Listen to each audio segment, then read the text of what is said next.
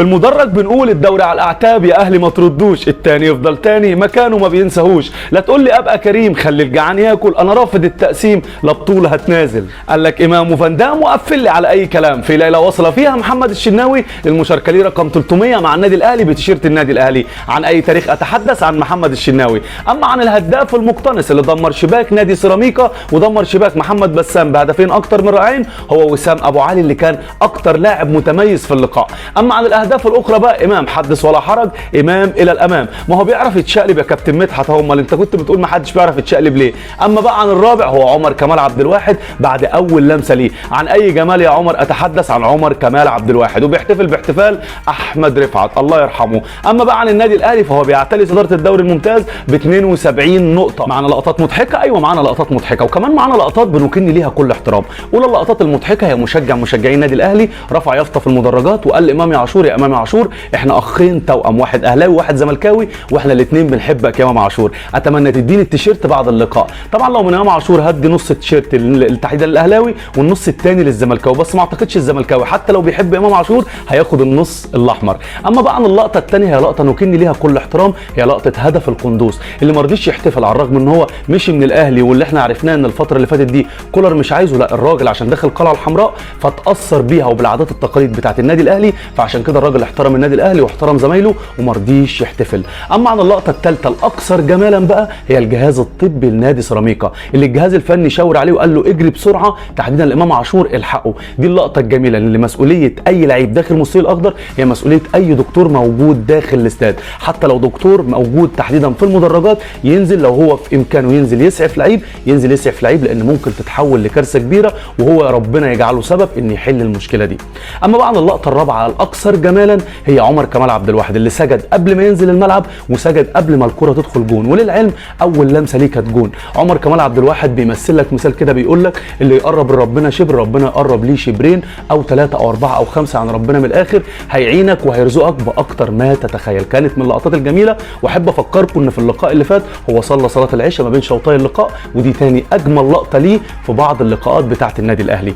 اما بقى خامس لقطه معانا والاكثر جمالا على ستوري على انستجرام هو كابتن وائل جمعه صخر الدفاع النادي الاهلي السابق اللي كتب ان وسام ابو علي هو صفقه الموسم. شكرا كابتن وائل جمعه صخره النادي الاهلي السابق. لو جينا بقى اتنقلنا لتصريحات كولر بعد اللقاء اللي وضح وقال لك ان تحديدا الشوط الاولاني كان شوط صعب جدا من كلا الطرفين وكان شوط صعب علينا، ولكن كسرنا الحاجز في الدقيقه 37 بس ما عرفناش نلعب كرتنا على الارض ناتج ان الملعب وارضيه استاد القاهره كانت سيئه. ده مش معناه ان الاداره اللي قائمه على استاد القاهره مقصره في الاستاد زي ما قالوا قبل كده وانتقدوني، لا انا بوضح ان الاستاد عليه ضغط ماتشات فعشان كده ارضيته سيئه. نتمنى ان شاء الله يخف الضغط ده من عليه عشان ده من الاستادات المحببه ليا ان انا بحب العب عليها كوره وبنفذ خطتي عليها. اما حين الحديث بقى عن مجريات الشوط الثاني الفرقه رجعت واتعادلت علينا بس احنا قدرنا نرجع، ودي شخصيه لعيبتي اللي انا زرعتها فيهم الفتره اللي فاتت، والعجيب والجميل في الامر ان لعيبتي احرزت اكتر من هدف وده على عكس اللقاءات اللي فاتت ان احنا كنا بنضيع اهداف. اما حين الحديث بقى عن الصفقات المتعلقه بالنادي الاهلي قال لك الصفقه قبل ما تيجي او قبل ما نتكلم عنها لجنه التعاقدات بتعرضها عليا، ببتدي اشوفها واشوف فيديوهات للصفقه دي واشوف اللعيب ده كان مواكب مع الخطه بتاعتي، نفع مع الخطه بتاعتي بدي الضوء الاخضر، ما نفعش بقول لهم شكرا انا مش عايز اللعيب ده. اما بقى عن اشراك بقى الحاجه الثالثه اللي اتكلموا فيها الصحفيين، اشراك لعيبه من الناشئين من قطاع النادي الاهلي. قال لك الفتره دي صعبه جدا لان الضغط الجماهيري قوي والمباريات صعبه جدا، ما ينفعش اخد ريسك معنى اصح واطلع لعيب واشرك مكانه لعيب ناشئ ممكن اللعيب ده للاسف يبوظ الخطه بتاعتي. ولازم اوضح لكم معلومه، انا جربت كل اللعيبه دي، انا كان عندي 40 لعيب في القائمه اول ما جيت صفصفت عليهم اللعيبه اللي موجوده حاليا دلوقتي. ممكن اصعد لعيبه من الناشئين زي الماتشات اللي فاتت كده لما صعدت 2 لعيبه ناشئين ناتج ان كانت في لعيبه مصابه عندي، ولكن ما بعتمدش عليهم بشكل قوي لان الماتشات اللي جايه كلها بطوله. رابع حاجه اتكلم فيها بقى تحديدا هي ترتيب اللعيبه في ضربات الجزاء. قال لك قبل اللقاء بحدد 5 لعيبه يشوطوا ضربات الجزاء، ولكن في مجريات اللقاء بيجي لي كده بعض الافكار اللي بيتم ايضاحها عن طريق ان اللعيب ده خلاص مش فت النهارده، معنى صح ده اللعيب ده شكله كده حظه عالي، فببتدي اغير في بعض العناصر. عشان كده انا ما غيرتش وسام، لا هو امام عاشور كان الانسب للعب ضربه الجزاء. اما بقى حين الحديث عن وسام ابو علي قال لك وسام ابو علي من الصفقات الهائله ومن اللعيبه اللي عملت لي اللي انا كنت عايزه وانا كنت طالبه. وسام ابو علي بينطبق عليه اللي قلته لكم في الاول اللي هو ايه، ان انا بدرس الصفقه. اي نعم وسام ابو علي جالي من باب الصدفه وكانت صفقه من باب الصدفه، ولكن كانت صفقه جيده جدا وانا كنت شايف ان ماشيه مع طريقه لعبي، وفعلا هو ده اللي حصل، وفعلا هو ماشي حاليا دلوقتي وهداف الدوري المصري ب 14 هدف. التصريح اللي جاي معانا بقى هو تصريح المدير الفني لنادي سيراميكا هو الكابتن ايمن الرمادي اللي وضحه بشده وقال لك ان ركله ركله الجزاء هي نقطه فاصله جدا ومحوريه وتحوليه داخل مجريات اللقاء، وهي اللي بمعنى اصح قلبت الدفه للنادي الاهلي راسا على عقب. اما عن الكره المصريه انتقده بشده وقال لك لم تصل بعد الى المودرن فوتبول. اما عن التصريح الثاني هو المدير الرياضي لنادي سيراميكا استاذ معتز البطاوي اللي نفاه بشده وبقوه فكره الانسحاب وقال ده مش من طبعنا ومش هيحصل. اما عن النادي الاهلي هو نادي وكيان كبير لا يحتاج لاي مساعدات. شكرا استاذ معتز البطاوي، تصريح محترم ويحترم. اما بقى عن التصريح الرابع هو تحديدا لكابتن محمد فاروق في احد البرامج التلفزيونيه، قال لك في صفقه تبادليه بين النادي الاهلي ونادي سيراميكا، النادي الاهلي هيدي لسيراميكا القندوز بيع وهياخد منهم صديق اوجولو. انا اتمنى الصفقه دي تتم ويكون التصريح ده واقعي، او بمعنى اصح كابتن محمد يكون واثق بالتصريح بتاعه، لان صديق اوجولو لعيب هايل جدا. في بدايه الامر لازم نبقى عارفين سجل مواجهات المارد الاحمر مع نادي سيراميكا سجل مشرف جدا للنادي الاهلي. النادي الاهلي ما خسرش قبل كده خالص من نادي سيراميكا، لعبوا مع بعض 8 لقاءات، النادي الاهلي انتصر في 6 وتعادلوا في لقاءين، لقاءات هايله جدا للمارد الاحمر، عشان كده ليه سطو قوي جدا على نادي سيراميكا ونجح في الانتصار عليه في عده لقاءات قبل كده.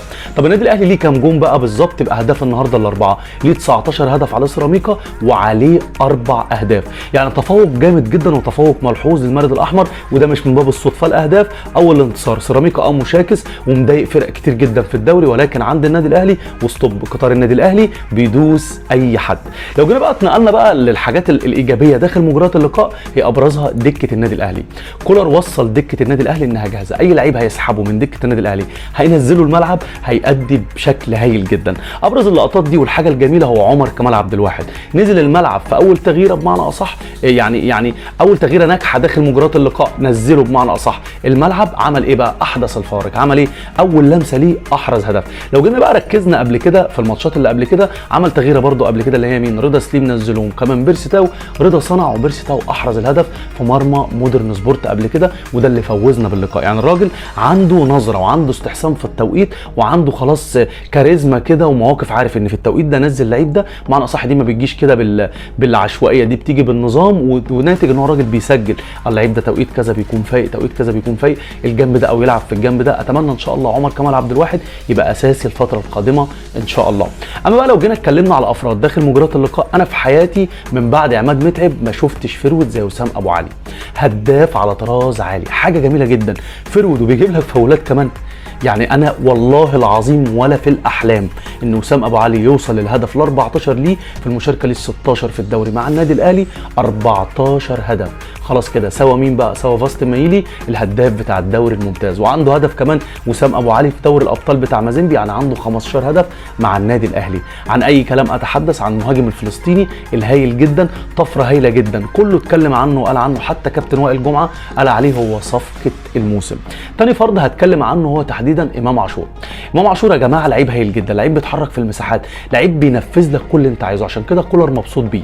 حتى ازعج كولر في بعض اللقاءات اللي فاتت او اللقاءات الهايله اللي هو رفض ان هو كان زعلان ان هو طالع او كده، بس كولر عارف قيمته، ما ينفعش بمعنى اصح يقعد امام لعيب هايل جدا ومحوري داخل مجريات اللقاء، وتلاقيه دايما في المساحات الواسعه، وتلاقيه دايما ساحب الفرقه، بيشوط، بيلعب هيد، بيعمل كل حاجه امام عاشور. فلعيب من اللعيبه الركائز الهايله جدا كانت داخل مجريات اللقاء، واحرز ضربه جزاء اكتر من هايله، متقنه ملعوبه صح، هايله جدا من امام عاشور. نتمنى يثبت على المستوى الجميل بتاعه ده داخل اللقاءات القادمه ان شاء الله.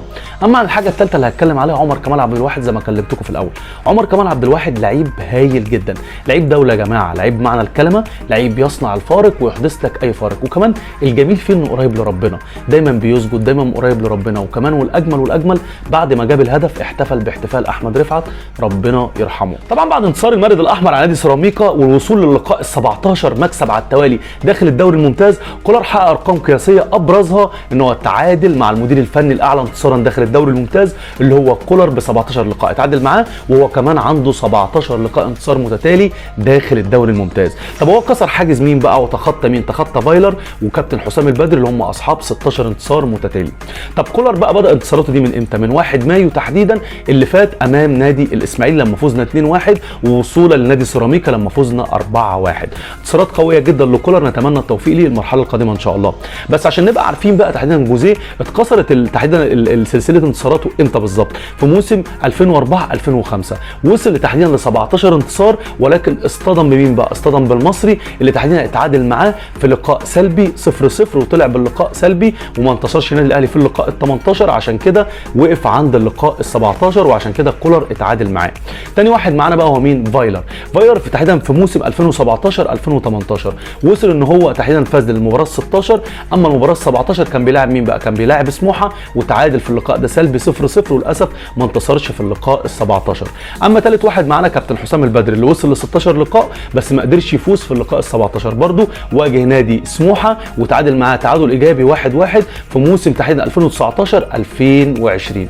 فطبعا كانت دي انجازات هايله جدا بالنسبه للمدربين. نتمنى ان شاء الله ان كولر الفتره اللي جايه يكسر الارقام دي ويتخطى تحديدا مانويل جوزيه ان يبقى 18 لقاء مكسب في الدوري الممتاز ان شاء الله على البنك الاهلي في اللقاء القادم. بس احب اوصل لكم معلومه قبل ما انهي الحلقه معاكم. كولر عوض لنا كده فكره هايله جدا كانت في دماغنا قبل كده وكانت سخيفه، هي فكره موسيماني اللي هي ان انت تهتم بافريقيا بس وتنسى الدوري، عندك لازم تهتم بجانب وتسيب جانب. لا، كولر دلوقتي خلاك عندك ايمان ان انت بمعنى اصح تقدر تكسب دوري وتقدر تكسب افريقيا، ودي الخطوه الجميله جدا من كولر اللي عملها. عشان كده الراجل ده فايده كبيره جدا، واللي اتعاقد معاه هو فادنا كجمهور وفاد اللعيبه وفاد المجتمع الكروي داخل الكوره المصريه وهنا في مصر بالاخص. وطبعا قبل ما انهي حلقتي معاكم لازم احب اعرفكم ان لقاء الاهلي القادم ان شاء الله في الدوري الممتاز يوم 1/8 اغسطس القادم تحديدا يوم الخميس مع البنك الاهلي في الدوري الممتاز. نتمنى الانتصار ال 18 للمرد الاحمر ان شاء الله ويعتلي بصداره الدوري الممتاز. طبعا حلقتنا خلصت معاكم بس اخبارنا ما بتخلص.